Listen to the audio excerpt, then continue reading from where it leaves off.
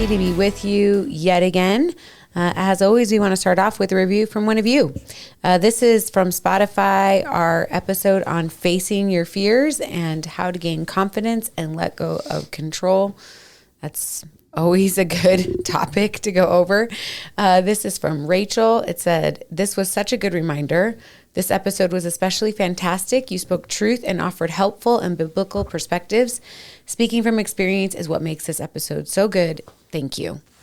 We try to always make sure that we speak to you guys from experience. Yeah. Or let you guys know that we are learning the lessons right along with you as we go. Yes. Because that is always what's happening. We are excited to be back with you guys in the United States because we have spent the last week traveling. Yeah. It's been awesome. That's all you have to say. Yes. Well, you didn't I'll have you know that like you were like going to keep talking. So we visited Argentina for a week. And, you know, now I just feel like I should kiss everybody on the cheek and say ciao. It's ciao when you leave. I'm just saying. Well, I know, feel but like you don't hug and kiss and ciao. I didn't say that I was going to do it together. I feel like that was the underlining. It is not. Interesting. So, you know, communication is important. I'm just saying I feel like I should do those two things at the, you know, at every greeting now. We can do that. I mean, it is a little bit like, would you say, like, we were talking to your brother about it, a little bit like pretentious, like, you know, you go and I you travel come back now. and you're like, Ciao, ciao. Yeah. All my family in Minnesota is just like, you know, shocked and appalled. Like, no, we do not do that. We shake hands. Yeah. Up north, we shake hands.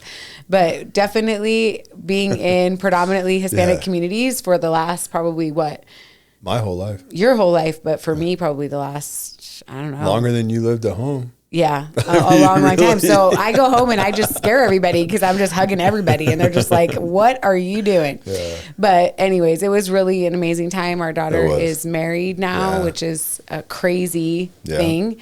And we got to spend a lot of time with the two of them. And that was pretty special. Got to get to know him. Mm-hmm. And, you know, we're excited to kind of get a chance to observe, I think, in action, a lot of what our daughter has been raised around her whole life. So it's going to be interesting because for those of you who adult parent, major respect. Yeah, for those of you who still have littles, enjoy it. It's so interesting. Please enjoy. You know, we're just kind of in this place of, you know, you have to just take this back seat and know when your advice or wisdom is really wanted. I mean, we're not doing a parenting episode today, but if you're raising your kids, I would say especially in a godly, you know, like a God-fearing home, like God-centered home, right? Mm-hmm. If you're raising your kids in that, you're raising them not to live at home for the rest of their lives, right? Like you're helping build this adult. Mm-hmm. You know, and so it's hard when they step out and start doing adult things and you're like, wait a minute, I'm not ready for this. Yeah. Right? Well, it's like this weird place of you have this little baby and from that point on, I have to take care of you, protect you, do whatever it takes, hold on to you. Mm-hmm. And then you start getting to the stages of, and really it starts very quickly, of letting go. Right. Yeah, they're completely dependent on you up until then they start taking their own steps. Right. Yeah. Then they start speaking for themselves, thinking for themselves, all the things. And it's just stages of letting go. That is the worst part of parenting is this aspect of I'm raising you to let you go. Yep. And man, it's a humbling process, I think. It was, but I mean, the trip was beautiful. Yeah, it was. The country's awesome. Argentinian culture was amazing, and they just loved on us. Yeah. And we're so grateful for our now extended family that is a long plane ride away. Yeah. 10 hours. I did predict y'all that Brad is a very uncomfortable traveler and then proceeds to make me highly uncomfortable. I don't know what it is with the airplane seats. Well, they're definitely getting smaller. Yeah, they are for sure. But, you know, legroom wasn't a huge issue on this flight, which was nice. But they try to put so much on the seat, like all these little pads, and then the thing, like you can move this up for your head and then like adjust this and all these things, but it all pushes your head forward. And so, and then I'm a little bit more conscientious probably than average person. So even when I put my seat back, I don't like put it as far back as it can go. Maybe you should be less conscientious and just make it happen. Because, but I feel horrible for the person behind me because I know what that feels like. Like I despise that because I feel like the person in front. Listen, I know you paid for your seat. I get that, but you could also be a little, conscientious. Well, don't you feel like it almost is like everybody just needs to put their seat back and then everyone has the same amount of room? I guess, but like, why are we trying to like everyone lay down? Everyone, like, you do what you want, but just don't put it back that far because it gets like, and especially if they do it violently, then it's like you almost spill my drink kind of deal, all that. Yeah. But I just could not get comfortable. I put my seat back a little, but it still was pushing my head forward. Now, we took some little tiny plane from Houston back to here, and it had like, older seats, I guess. And they were a little bit like, I could actually put my head back and lean it on the edge. I like how you have to demonstrate this. And that, I fell asleep on that plane, like almost immediately. Also exhaustion. Well, yeah. Well, I couldn't sleep on the red eyes. Like I had a horrible time sleeping. Like I was exhausted the whole time, basically. Yep. And so, we're going to transition from our travel and into our topic by me sharing a story of you. Yeah. Because I feel like it goes right along with our topic. Yeah, so you know. The failure of said topic. I failed at you failed at this topic. So this is what I'm going to talk about. So you guys are, before we knew that our daughter was going to get married, we had decided this year that we were going to apply for global entry.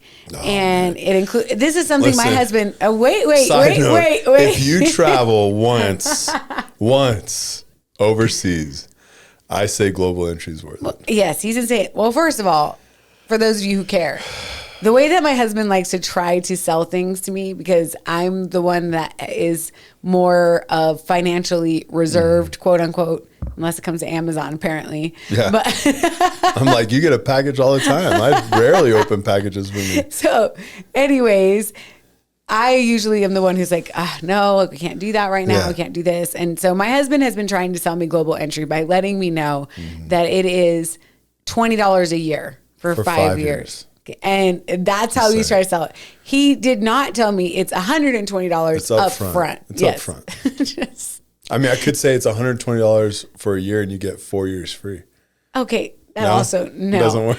Anyways, so we decided this year that we were going to apply, especially because our daughter was in Argentina. Yeah. So we decided to go through that process. My husband, my daughter, my son, who's under 18, was free. So we got all those going and they all get approved very quickly, except for me. Yeah, like within 2 weeks. Yeah, it's just crazy. And I'm just like sitting here waiting, well, I guess I just am the odd man out here. It's just not happening.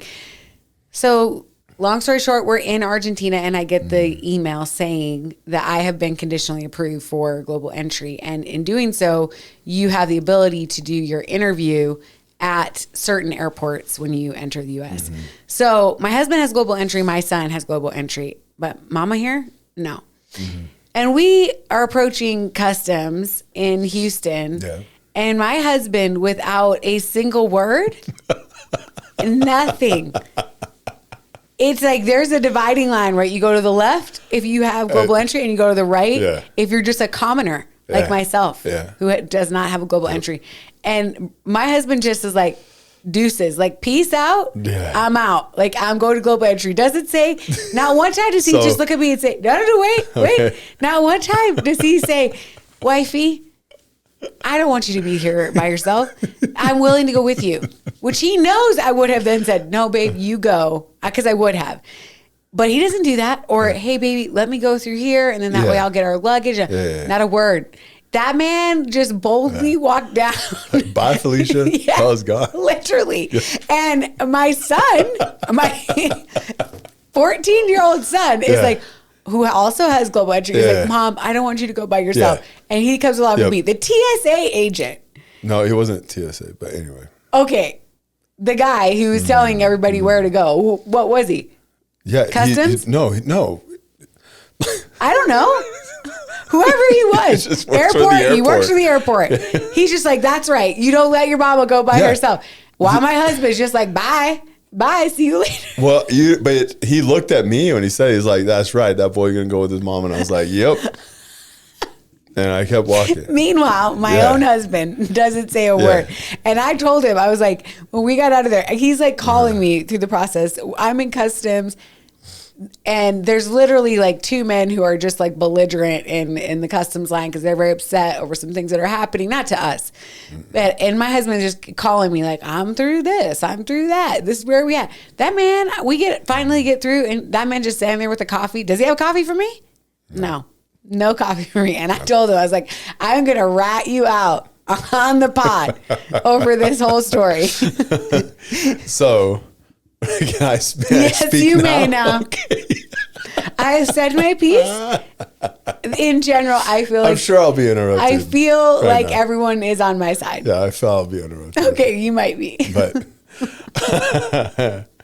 all I was thinking was... the way you're looking at me. What were you thinking, Brad? I was thinking I can get through clearly very quickly. Yes. I'll get all our luggage. Mm-hmm. I will get it to the transfer because... I didn't know if you realized that. Like, I have to take it somewhere else and drop it. I like how you're trying to make it sound better. I thought I wasn't going to get interrupted. But okay. So I take it there, transfer it. But no, before I transfer it, when I checked in, because even with global entry, you still have to see customs. So I go through the customs and you just go very quickly. Like, seriously, it was 100%. Like, just FYI, it was super fast. 100%. Like, I mean, it is kind of funny because yes, it is a split when you go through global entry, but there is a partition so you don't have to look at the commerce in the line. Like, my husband's like, I don't even want to see what my wife's dealing with right now. I don't want to know what's going on over there. I'm not going to pay any attention. So... when they checked my passport, they made me random agriculture inspection. Basically, like, did I bring any fruit? Which, but like, why would I have fruit? But whatever, right? So, or any food. So I was like, no. He asked me if I had any. I was like, no. And he's like, all right, well, you still got to go through the agriculture inspection. Just grab your bag. So I grabbed everyone's bag. And then I had to go to another special area, and they asked me again, do you have any fruit, food? I was like, nothing. Why were you in Argentina? A wedding, just. Yeah. Then I put on a conveyor belt, and they checked it. They didn't even open my bags. They were like, okay, you're good. I was like, thank you, and dropped the bags off at the connection counter. Then went through, because you have to go back through TSA security. So went through that. Then our gate was like, our terminal was like, I'm just waiting for this to be the reason why our you terminal did was like A, but there was an earlier flight in D, and that's where security was at. So then after that, I was going to stay there, but then it was like, you couldn't hang out right there. So then I move over to D, and I'm just hanging out. Then I go and pick up water for you. That's true. He did get water and from our youngest. And then as I was doing that, I grabbed myself a coffee. I did not grab you a coffee because by the time I felt that you'd get it, it would be cold. So I figured once you get through. With the long amount of time that you were going to be in that line, I was probably going to finish my coffee. Yeah, once you get through, like, we can buy you coffee, no big deal. I walked all the way to where the early flight was, tried to get us on it. I'm working all this while you're going through your process, right? So that when you got done, I just told you all you had to do was husband points. Go straight there. Husband points is that you communicate said processes that you had in your head to me, and you offer always to be the, sacrifice myself in the commoner line. We've told this story. Well, you have. I never brought it up. We've told the story multiple times. We've been back 3 days? Yeah. We've told this story multiple times. And even one woman was like, I mean, I see the logic in everything. Oh, I see the logic. Like I didn't feel like I needed to tell you that I was going to do all this. You get no points. You get no points for not communicating it. That's just the reality. I didn't think we're keeping score. We're keeping score again. Interesting. I think you need to listen a few episodes back. We're not keeping score. You have to always offer. Yeah. Always offer, which is, we were really chuckling about it. I honestly was not mad about it at all, but I just told him I would give him a very hard time about it on the pod, which we now have. So I will proceed to continue to tell this story to other people, but I will let it go. I mean, Brad has no regrets for his decisions. Absolutely not. It's not like he's just. I would have had regret going through the line being like, we paid to get global entry and didn't even I am use with my wifey. And here I am. The good news is, for those of you who care and are still along for the journey on this long story, I now have global entry. She does. So now boom. Straight through. You're welcome. Yeah. It's amazing. Seriously, I didn't say anything about it. Like I was just like, yeah, I got through quick. I just kind of left it at that. And your brother went through it and he texted you. What did he text you? He's like, I've never felt more elite. Than going through that global entry line. It's like, oh my gosh. Anyways. Apparently it's worth it, guys. And I don't know yet. If you travel overseas, like I go overseas once a year at least. Yeah. And now it for sure is going to be more often. Yeah. But anyway. So this kind of got us on the topic of protector in general and how important that protector role is. Wow. And it's kind of funny because, as my son was with me in the long customs line, I even saw this in him, and I've seen it in our boys, just this like natural rising up of like a protector. Because as I mentioned, there was a couple of guys that were pretty belligerent and upset. And I'm not saying that they weren't upset for quote unquote good reason, but it was the response to the situation that was not necessary. So for the second gentleman at that point, he is now beginning to curse at this TSA agent and really super aggressive. And I see in our youngest son, he's like, I want to say something to this guy. That's not okay. And it wasn't that the situation in and of itself was not justified as far as the being upset. The frustration, but the response to it, right? And this is always the case, right? You can have a super difficult, frustrating situation, but your response to that situation determines so much, right? Because at this point, I can't even feel bad for this gentleman who's going through this because of his response, right? At this point now, he looks foolish. And now he's being degrading and domineering and there's all those things. I just told you this today for another example, right? But there's no reason. I see, you can DM us, you can whatever, but I see no reason at all for a grown man to yell at another grown adult. Mm-hmm. I understand when you have kids, I wouldn't even say yelling, like you raise your voice to make sure, like, to kind of get this point across. Like I understand that 100%, but a grown man to a grown woman, to a grown adult, to a grown, man, another grown man. I don't care how mad you are. I don't see any reason to raise your voice at all. Like to yell. Like I mean, I can imagine what it was like. That stuff never happens when I'm right there. No, it doesn't. It is frustrating because it's like, because I'm confident enough that I could step. No, I don't want to fight anyone. Like I'm not looking for a fight, but I mean like to step, hey man, like that's not how you talk. Yeah. Like kind of check someone, right? Because I really feel like there's no reason to yell at another person. Like I really don't. You can be angry. I'm not saying that I'm like super chill all the time, or there's times I get very frustrated. I've never raised my voice at another adult. Like to me, it doesn't need to happen. There was even outside of work environment. But that's a different dynamic. That's giving commands. Even that, I'm not screaming and yelling at someone or degrading them. Mm-hmm. That's like giving commands to someone to do something, because it's important, right? But I'm not like, it is a different environment.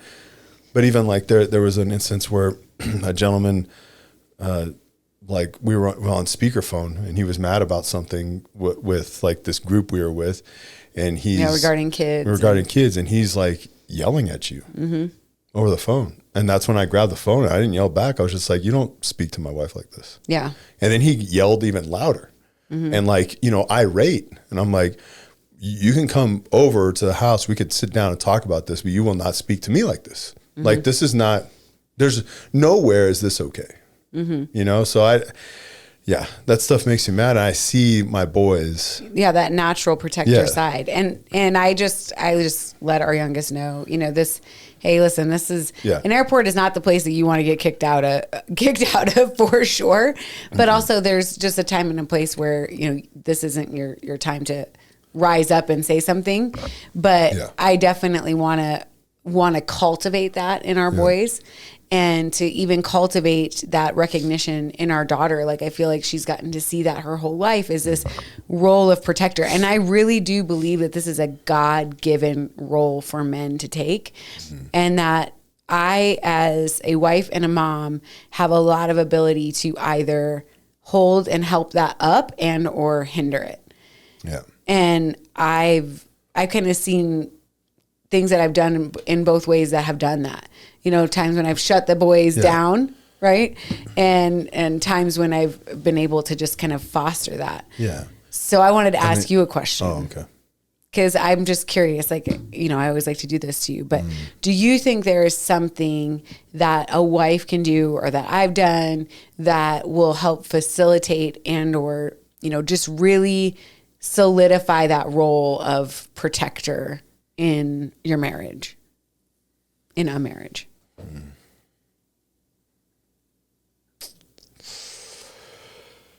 I don't know. I mean,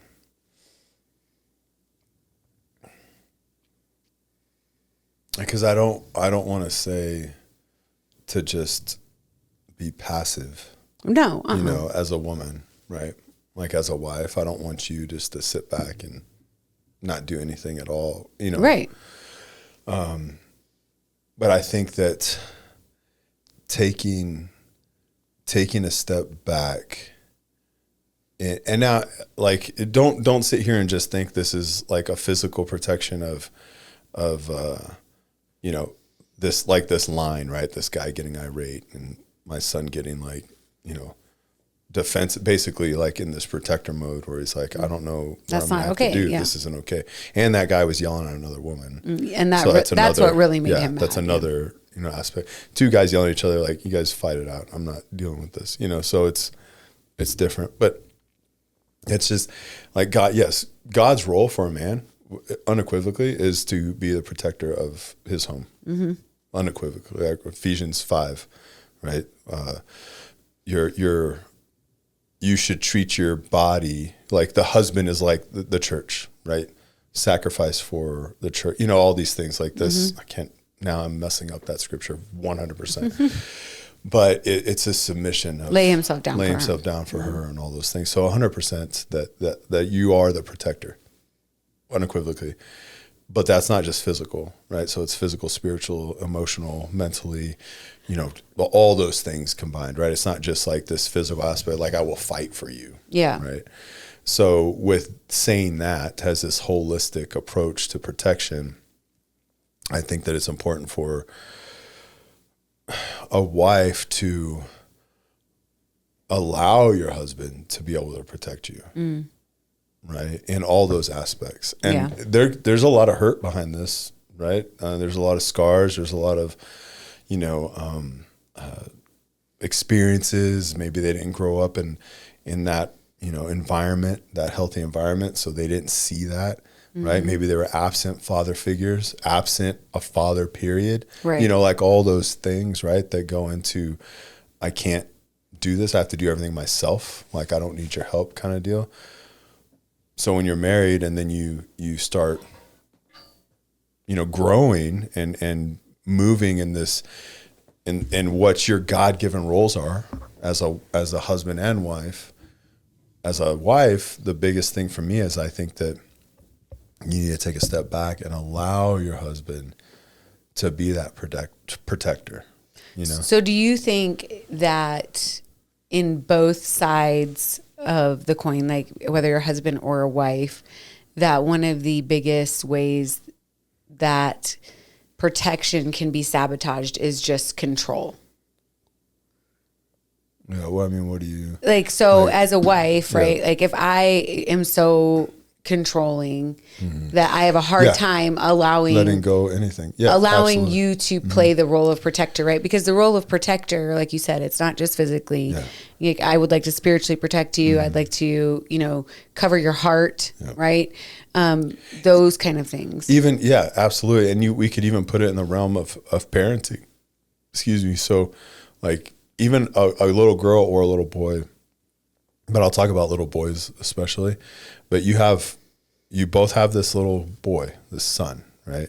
And the mom is going to want to protect him a lot more in the sense of, don't climb up on that. Don't climb on that side of the playground. Don't swing from that. Don't. Yeah, we constantly see and hear the worst case scenarios for these situations. Yeah, exactly. Where the dad is not negating that there can be injury, right? That happens. But the dad is like, no, he needs to climb that. He needs to do that. It's okay if he falls. It's fine. Like, it's okay. Like, these are, and I would say for little girls too, it's just a little bit different, but like we have some good friends now and they have a little boy, and it is funny because I see that dynamic, and it's a healthy dynamic where the mom's like, no, but then I see her a lot of times like kind of hold back, right? And the husband's like just sitting there watching, and everything's okay. And it's just, he'll step in if there really is inherent danger. And I think that's the thing, right? It's not the absence of protection, but like you're saying with the control, is you can be so controlling that you're not allowing anything to happen. Yeah. And so then we step in front of the protector. Yeah. Right? Even, spiritually, emotionally, all the aspects of it. And then what that's going to push your husband to do is to just sit back and do nothing because you're doing everything. So it's like, and then because of that control, then that's probably going to start fights if the husband tries to step into his role of what he should be doing. And I'm not saying that maybe he wasn't doing it 100% right. I don't do it 100% right, but, or maybe he's having a hard time doing it, doesn't understand it, whatever it may be. But if you never give him the opportunity to do it, then he's never going to do it. And then there's always going to be a contention. So your marriage might be good, but there's always going to be something under the, like kind of that undertow of something. And it's going to be that you're not in proper roles. You know what I mean? Like it's flipped, right? It's not what God's designed for your marriage. This isn't saying that wives should just be sitting there doing nothing. No. And cooking and cleaning and doing, that's not at all. I'm not talking about those kind of roles in a marriage at all. That God has called you to do specific things as a woman and being a wife than he has a man being a husband. Right. And if those roles are switched. Or if we twist them, then there's going to be tension. And it's going to be kind of always there. Yeah. And it might not be something you even realize or you even think that, oh, this is why. You're just thinking like, this is marriage. There's always tension. So let me ask you this. Well, two things, because I think the other side of that is also men can step into control too in the protector role. And so both sides have to be careful of the heart behind protection because a woman wants to feel like her heart is safe with her husband, vice versa, right? But the other side of it is just, the role aspect of things. Like, I feel like a lot of people, the reason why they excuse kind of their own, maybe control or, stepping outside of what we would consider to be like a biblical role for a husband and a wife is like, so what do I do if my husband will not step into this role of protector as God's design? Like, and then I have to, right? So, and I just stay there. And at that point, my husband does become or continues to be the passive stand, just kind of bystander in the home. and I'm now trying to take on these other roles. Yeah. Do you think that there's any advice to be given in those spaces when it comes to just feeling like one or the other person is just not willing to step into God's design? I think that's when you need to get help. Yeah. Yeah. I mean, if it's not like there's a whole myriad of problems going on there. Right. Like, so one, if you consider yourself a Christian, right? Disciple, right? You follow Jesus. If this is what you consider yourself, not the guy walking down the street that says he's a Christian, but like legitimately, I follow Jesus and this is your marriage, but you're not obeying what you should be doing, then there's a whole lot of issues going on. Now, I think that this isn't an excuse by any means, because I think that you should be in your roles. And if you don't know what those, you need to really learn about it. Like, yeah, study the Bible. Study the Bible. Go talk to a mentor. Go talk to your pastor. Go talk to, like meet with people. Figure this out. Find at your church, find a man or a men's group, and then get involved and ask these questions. Like, figure this out, right? If you don't have a church, find a church. Yeah. So it's not, but saying all that, what I'm saying is that I think that there is a time where in a marriage where that guy could be so focused on something else versus what he should be doing. So then the woman takes up that role. Or what if something happens, right? Like he's hurt, or, like just thinking of all the what ifs, right? So I think at some point or sometimes in a marriage, the roles do weigh more on someone else than the other. And maybe for a time they've had to pick up this protector role, this, leading the family role, and that's not where they should be. And then here's a good example is deployment, right? So, I've never had to deploy for longer than six weeks, a couple months, but like significant deployments in the military, and the woman has to take up the full role of everything, right? Not because their husband's absent in the sense of not a part of the family, but he's absent in the sense of like, I'm overseas now. Like I can't, other than the check you're receiving, right, to pay for the bills, like I can't help you guys, right? I'm too far. I could talk to the kids and things like that, but I'm not there for the day to day, right? So I can't do that. So in that sense, like the woman has to take up the mantle of all the things, right, to keep moving her family forward. Now, when he gets back, is there this transition? How does it work? And, and so then that's where it's like this, where that wife has to start pulling back and like going, okay, he's back. I need to let him, step back into his role. Right. And so I think that there are times where during that, even it could be where, well, I'm trying to step back, but I'm not able to. So I'm just going to, or even, betrayal, right? Like there's this element of knowing that in something like that, obviously roles are not what they should be, and getting that back to the place of rebuilding trust and trusting the protector role of your husband over your heart and all of those things is a really big deal.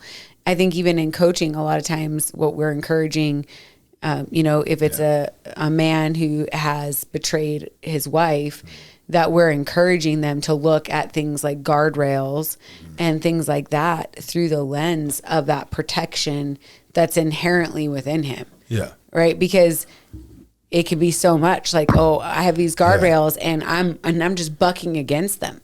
Right. Yeah. I mean, I might step on someone's toes that's listening to this, but like if you're a man and you hear the word guardrails and you get like frustrated, defensive, then I don't think you're not really in the marriage.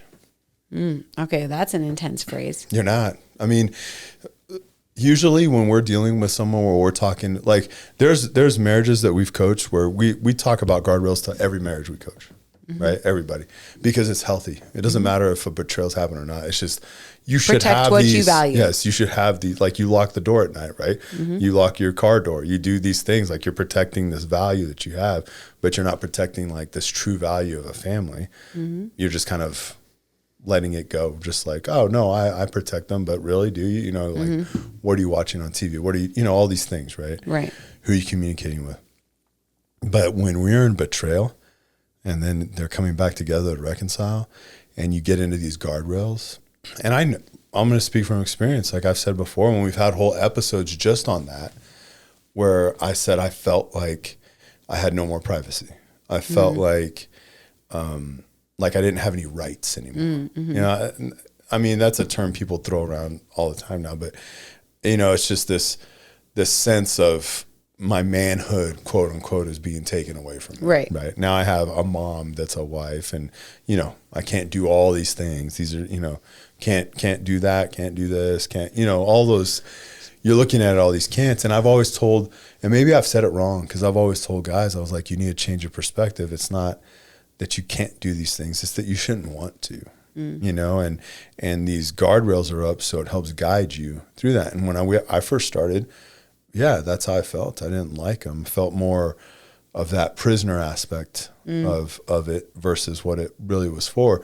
But when I was feeling it, that was I not still dealing with stuff?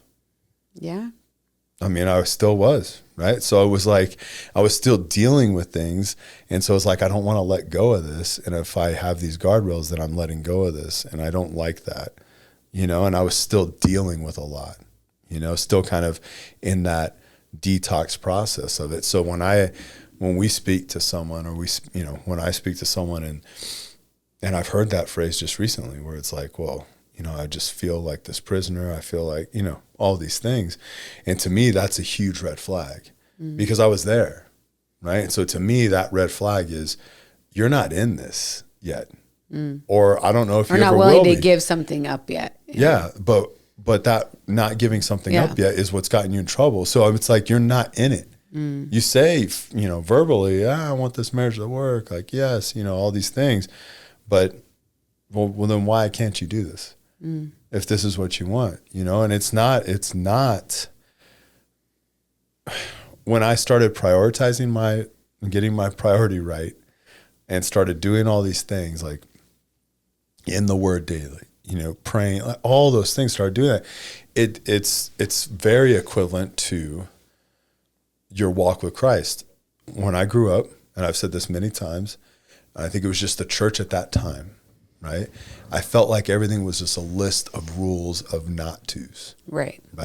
You do not do this. You don't do this. You don't do this. You don't do this. And then you get to go to heaven. Right. And then God, I know he unequivocally loves you, but you know, it's kind of being in the good graces, right? Like you don't do these things and you're good, you know, and that's what it felt like. And so if it's a lot, it feels weird to live like that, where it's like, I'm just living in this law, right? And I can't do these things. And if I step out of them, you know, I don't know what's going to happen to me.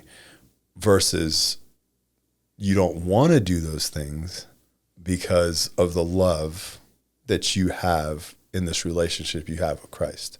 Correct. Right? I don't desire to do those things that the Bible says you shouldn't do.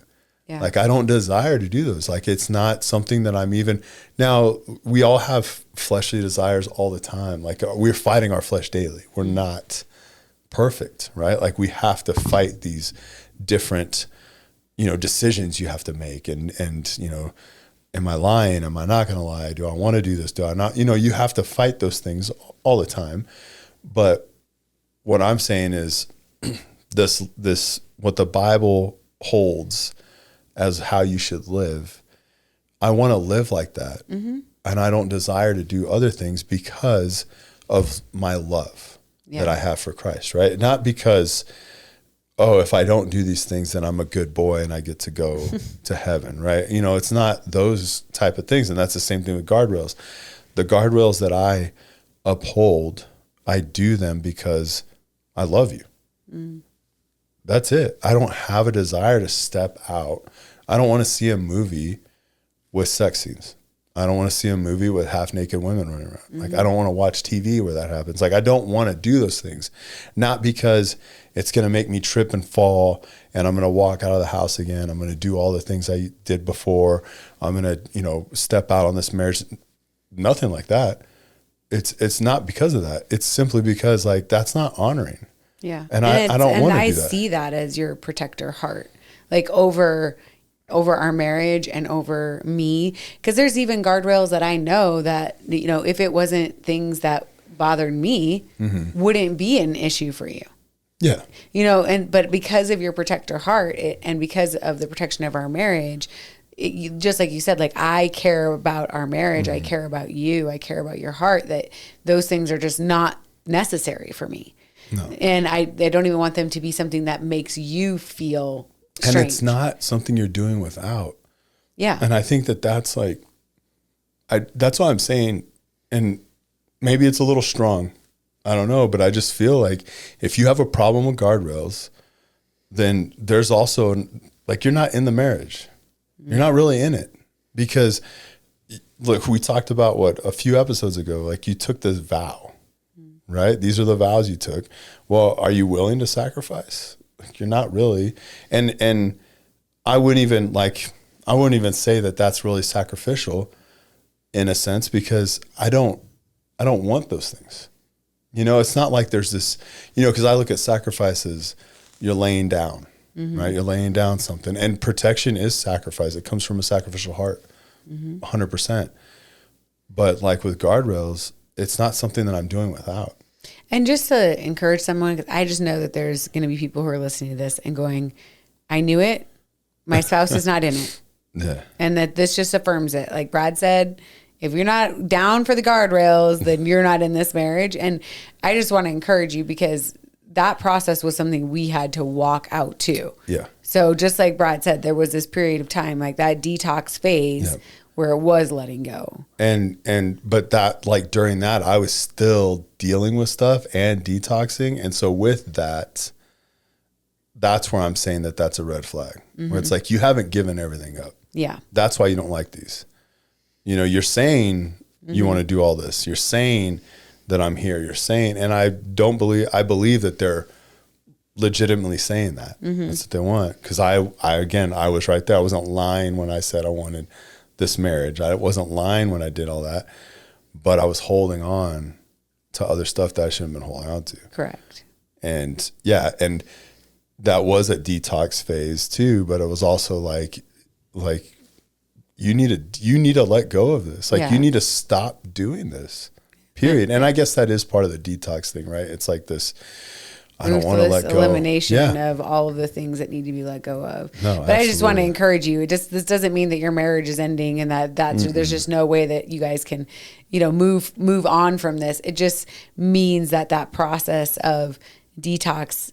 I mean, there is no specific timeline or specific step that we can tell you as to how that goes, but it is the realization of the necessity of things like guardrails and looking at it from the perspective of, I want to protect. It's protection, and it's not.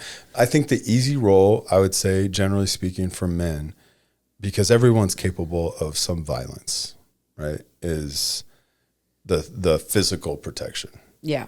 Right. Like, yes, I will physically protect my family.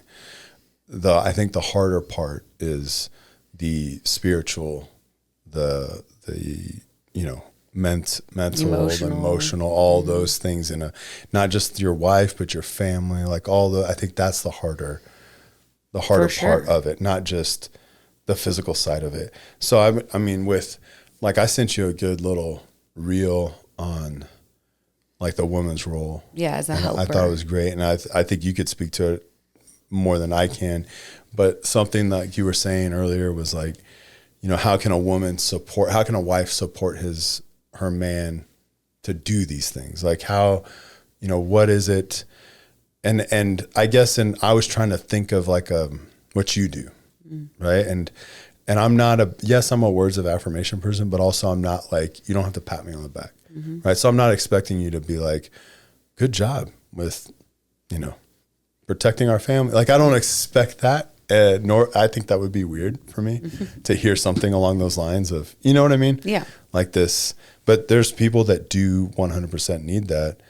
But I thought praying, like, I think that's and I know you do that, but I think that's a huge aspect of what a wife can do to help her husband step into that protector role or stay in that protector role and strengthen in that role. And it's just like that, you know, praying for discernment for him, right? So he can make the right decisions or understand what's going on or see wisdom and all those things behind that. I think that another big one would be, which is easy for women, right? I think in general, is just to be vulnerable. You know, be vulnerable. Yes and no. I think that's what I said in general. But I mean, like, share, you know, needs. Like, this is what I need. This is what I feel. Sharing, you know, fears, things that would like almost like trigger that protection. Yeah. Well, because I was going to say, I think so being vulnerable, that side of things, especially like after a betrayal, is so intense because you are trying to figure out whether you can trust that protection, you know, but that is how you start rebuilding it, right? Is that you allow yourself to be seen. And I even think in like words of affirmation you mentioned, but I think it doesn't have to be like, oh, we're such a protector there. You know, like that would be weird, right? I know, but I don't know what the words of affirmation would be. But to me, it's like things like saying like that made me feel so safe. Or when you just talk about things like, thank you for listening to me because that makes me feel like I can open up to you more, right? Or thank you for, you know, making sure that I knew that we were going to make it and just making sure that you were standing guard over like my heart. Right? Like those kind of things, I think we can confuse affirmation as saying like, we have to say like, oh, protector, but really it's like validation over, hey, you did this thing. And I want to let you know that made a difference in this situation, because we naturally gravitate doing things that actually help our spouse, right? We naturally gravitate towards things that, oh, okay, well that worked. Like, I'll try that again, you know? And that cultivates like that protector heart. And also it helps enable you to be more vulnerable and to start, you know, cultivating trust again too. Because I think that all ties into that. And I think as, you know, as this role of protector or of husband, really like just husband, right? This is the things you're supposed to do.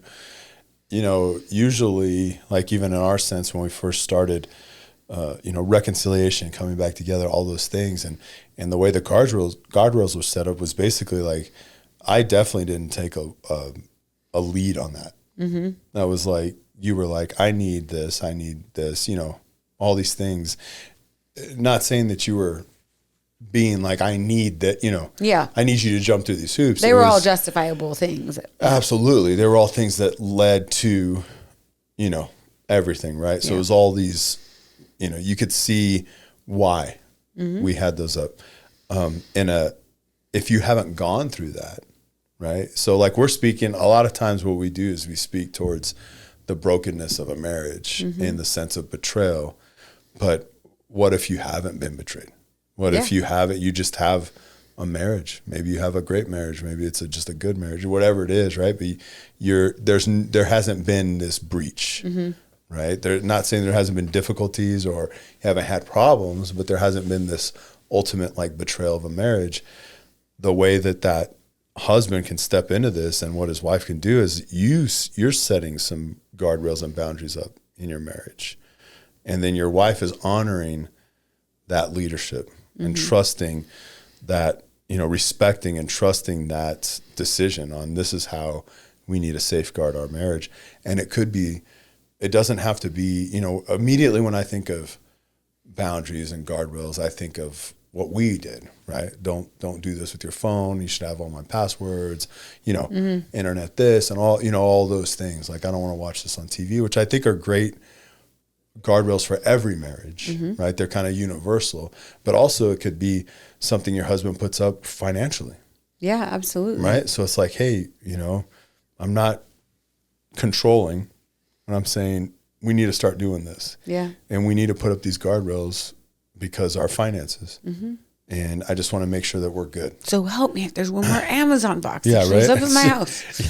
But even that, because it's not, there's a fine line between control, right, and protection. There's a fine line between protection and dominance.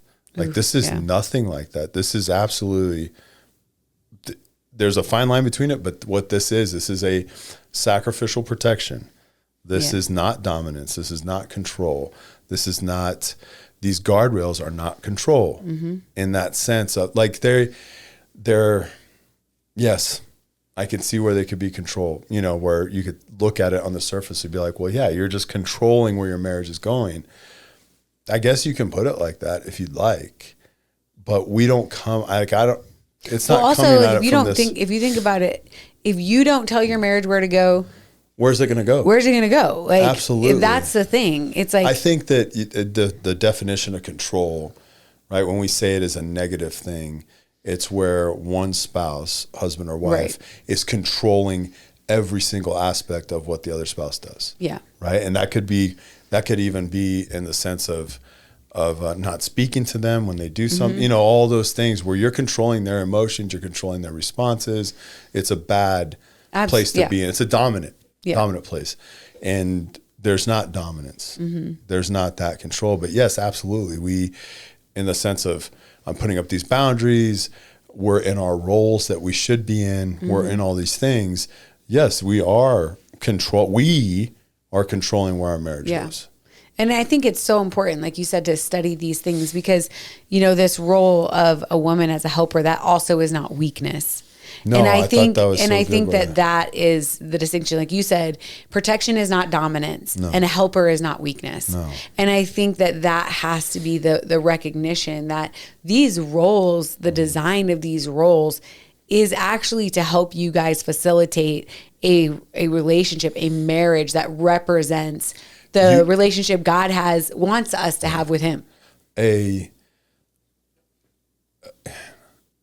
You can't be the wife that God's called you to be and be weak. That's right. You can't. Yeah.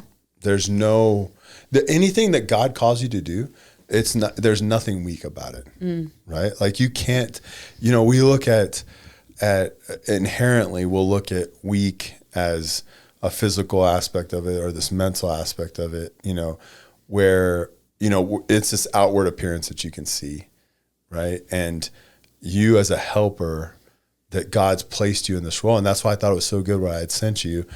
And it was this aspect of this woman was basically, you know, teaching another woman. And I don't know the context of what was said before, but it sounded like she was like, you don't understand. And let me help you understand, you know, what this is biblically. Right. And she said it in a very good way. She wasn't argumentative or anything, but I thought it was great because she's like, you know, I guess she's from New York. So she's like, in New York, when it starts to rain, like, everyone starts selling umbrellas. Right. And then people, they don't want to get wet. So they just go and buy an umbrella. And that umbrella keeps me out of the rain. And that $5 umbrella may be like flimsy and not the best umbrella, but it serves its purpose. It's serving its purpose, right? It's keeping me dry. It's getting wet. Gets me the house dry. Like, I thought that was and in that example was, and you could speak to this more, but well, she really went into the role and the design that God has made for men. And even if you look at your husband as this $5 umbrella, right, that, you know, he may, the only thing he's serving in that moment, right, it's just this temporary covering that's not the best covering, right, but in reality that covering is nothing without the handle. And that's our role, right, is to be the helper that holds up this design, this covering. And she just went into talking about, you know, okay, well, you may want this handle that's like this, and, you know, you want the really fancy umbrella and all this stuff, and recognizing the weight that those things are, the weight that you have to carry in those moments, and that we have to be so aware of it. And she went on and talked about the more basically durable this covering is, the more intense the, you know, holding that handle or whatever it is has to be. Meaning the stronger your man is, the stronger you have to be. And that is like how God's design is to be, so you know. And she mentioned at the very end, she's like, my husband's a table. But talking about that, that's also the weight that she is meant to bear as the helper. Yeah. And that's true. Every one of us is meant to be as a helper, like to bear up the weight, right? Like, yes, you are designed. It was so good because she just mentioned how this umbrella, you come home and you can shake off those things. Yeah. Right. You're wet. I thought that was the whole aspect of the world has been kind of pounding against you. And you can come home and you can shake those things off. That's not my design, right? And it's not the load I'm meant to carry, but I am to help you come home. You've been that covering and to shake it off, And I think when we really embrace that, right, that this isn't weakness. This is us both being able to say, like, we could bear the weight together, right? Yeah. It's heavy out there. Yeah, and I thought it was such a good analogy because, like, the way, or like the friends we have, us, the way we're designed is, yes, I can let go of things a lot easier, right? Not everything. Like, I'm not everything for sure, but there are things I could, my day, I can let go of my day pretty easy. It doesn't matter what's hit me, what's gone on, I could just, but for you. Yeah. Like, I'm going to linger in the stressors a little bit more. I'm emotionally wading through things. It stays with me longer. I'm really processing it out. I don't have the ability, nor do I want to have the ability to shake things off in that way. It's not my design. Yeah. And I think that's the beauty of it, is to not look at these designs that God has placed within us as weakness, as this aspect of, okay, I need to change all of these things about myself, or I need to be the umbrella and the handle. Like, no, that's ultimately it wears you out. Yeah. It's interesting because, I guess just speaking through this, but when you really think about it, God's design is not weak in any aspect. He makes no mistake. And the way he's designed us is not weak. We're not even designed to, like, he tells us, fear not. Like, he tells us, like, these things that are on the strength side of things, right? That he wants us to walk in victory. Like, these things, these are not weak things. He's called us in these specific roles, and there's nothing weak about them. And it's this submission on both sides. Yeah. And it's this, men laying your life down, women helping, being submissive, all those things. It's this sacrificial love all over the place, and nothing about that is weak. If you look at anything with sacrifice, there's nothing weak about it. Yeah. At all. And so just protection, there's nothing weak about being a protector. Obviously not. But I can't do that without a strong helper.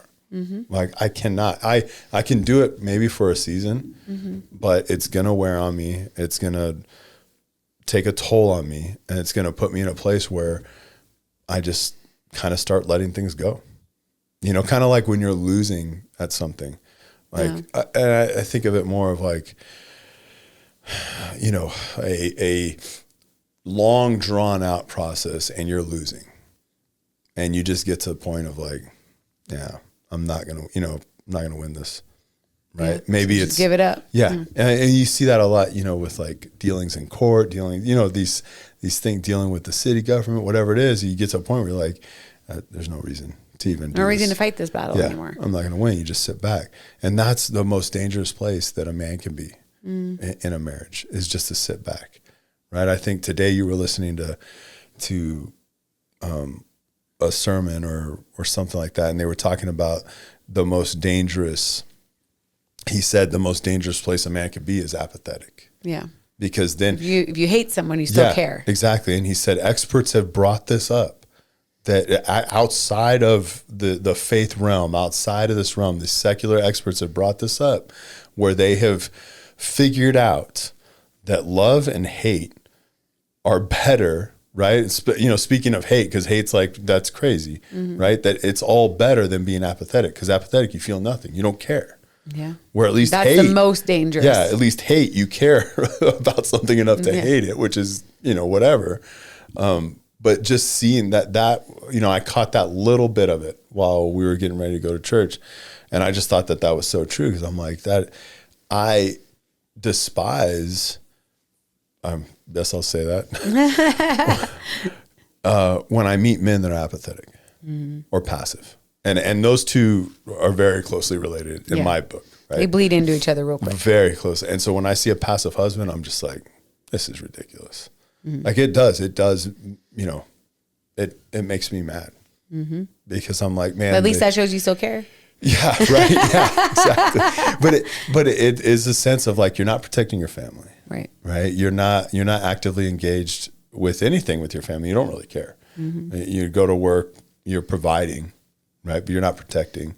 Like you're yes, there's food on the table, there's a house, there's, you know, clothes, all these things, but really you're not protecting them from anything. Yeah, and there's a suffering that happens in absolutely. That. There's this suffocates, you know, like marriage. I told my son this week, I was talking to him about just specific instances, and I was like, you see how a decision, good or bad, right, it doesn't just affect that person, right? There's you know, secondary effects, there's tertiary effects, there's these other effects that happen because one person decided to do something, good or bad. Yeah. It really, you know, it's on either side of the coin. It doesn't, but decisions we make affect things. It's the aftershocks, and right? it could like pull out to a legacy. So you're like, yeah, you're a passive husband. Like you're not protecting your family. Again, providing is part of protection, but protection isn't just providing, right? And so, yeah, you might be going to work daily. I don't want to hear that excuse, right? Well, like, yeah, I'm providing for my family, go to work every day. Like they have all these things they want and need. Well, yeah, but what they really need is you to take the lead, and to walk your family in faith, to walk with your family in physical things, to teach your family, to lead this family. That's what they need. They need that more. They need you to love your wife. Yeah. They need that more than the new iPhone. They need that more than the watch, than the shoes. They need that more than that. Absolutely, like they need that. And if you don't have that and you're not going to fix it, your marriage is going to struggle the whole time. You're giving the kids that you have, maybe you don't have any kids, but the kids you have, you're giving them a horrible example of a marriage. They're going to take that with them and think that that's normal. And then somewhere along the line, you're just praying for a break in that chain, right? To reset it. And that's what we see a lot of now, is just people resetting brokenness and starting new. And dealing with the aftershocks of those decisions. Which you can. There's hope in all of that. Yes. You can reset. You can restart. You can build the legacy that you never had, or, you know, you can do all those things. Absolutely. But you can't be passive in doing any of that. Amen. So challenge for the week. I think for me, it's figuring out, like, if you're confused on like what God has for you in your marriage, specifically the role that God designed for you, go and study Ephesians 5. Oh, man, like just dive into that and really pay attention to the wording, right? To the context, not going into it with like, this is the way that I view submission and I'm going to be mad because it says wives submit. Like, no, figure out what God has for you. We say over and over and over again, you can only control you, right? So you may be in a marriage where all these roles are misaligned, and this may be the time where you just need to know, what is God asking me to do? And I think part of that is just knowing his design. And don't take our word for it. And like nurture that protection. Go to his. And nurture that protection heart. Yeah. You know, honor it, pray for it. Yes, pray. As men, like, God wants us to be strong, to be these, man, I'm trying to like think of how, like, strong, gentle warriors, right? Like this aspect of, I've even heard it said, like, being a violent gentleman, right? This kind of like oxymoron type of words, but you need to be a warrior in all aspects of your marriage, but you need to be gentle and be able to lead your family. Yeah. You know, and we need that. And we don't have, there's not many men that do that. Yeah. And that's there's an a lot issue. of marriages that are failing because of it. Yeah. So yeah, that's great. All right. We'll see you next week.